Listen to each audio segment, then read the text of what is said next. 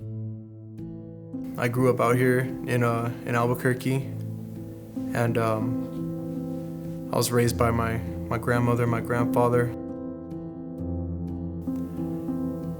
You know, I had a decent home life as a child, but as a teenager, I kind of began to, you know, just become a little bit rebellious. So I started smoking weed, you know, 12, 13 years old.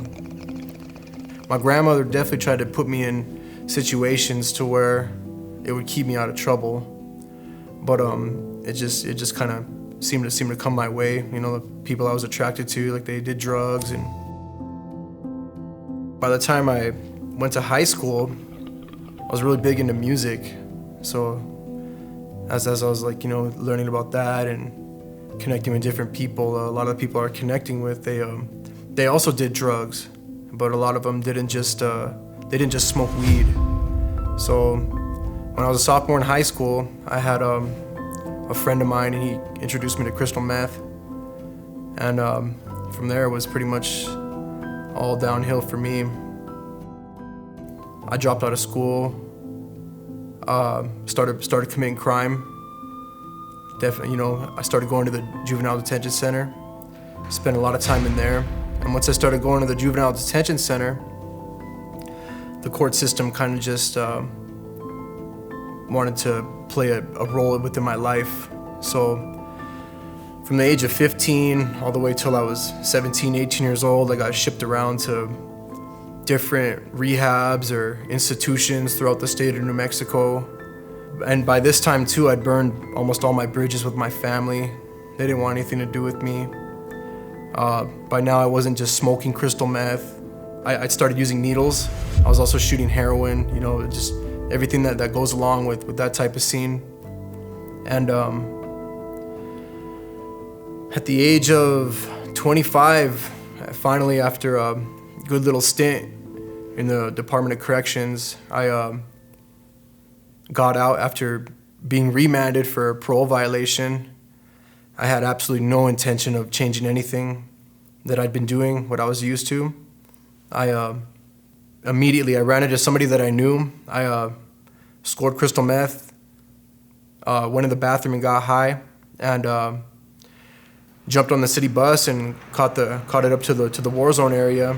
And something just felt different that day. And as I'm walking up the street, I hear somebody yelling after me, and he's telling me to come over here and talk to him. So I started walking towards him, and we kind of met each other in the middle, and he came and told me, he's like, "Hey bro, we're from the Ministry of Victory Outreach, and I just want to let you know that Jesus loves you." And it just really touched me. You know, I wasn't expecting that.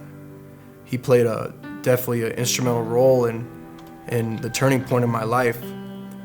So from there, you know, he told me about the Victory Home, and went in, and it was tough at first, but I had a really awesome director. My pastor instilled a lot into my life constantly.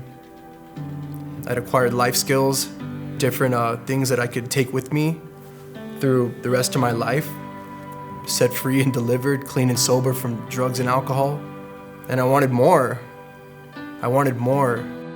I've been back in the home about 1.5 years now, but I've been directing for the past about 3 months. One thing that the Victory Home is going to instill within us is the foundation of Christ. It doesn't matter who you are. We can be very successful, or you can be a dope fiend like I was. We all need Christ in our lives. I started to realize that that's what I've needed my whole life. That I tried to fill myself with drugs and all the other things, but what they taught me was how to have a relationship with Jesus.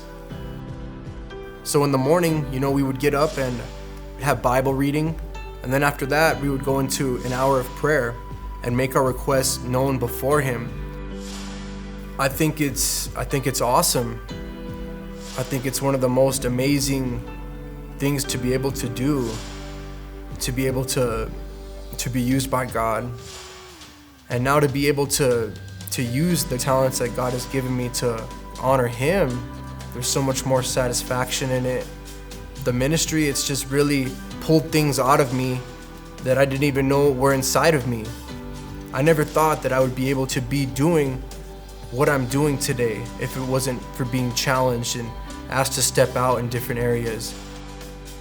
So the guys that come into the home now, it's amazing to be able to tell them, look, this is who I was, lost, broken, addicted, and this is what God's done in my life. And if he did it for me, he can do it for you too. To be able to see what took place in my life happen to other people, you can't put a price on it. To be able to see that, it moves my heart.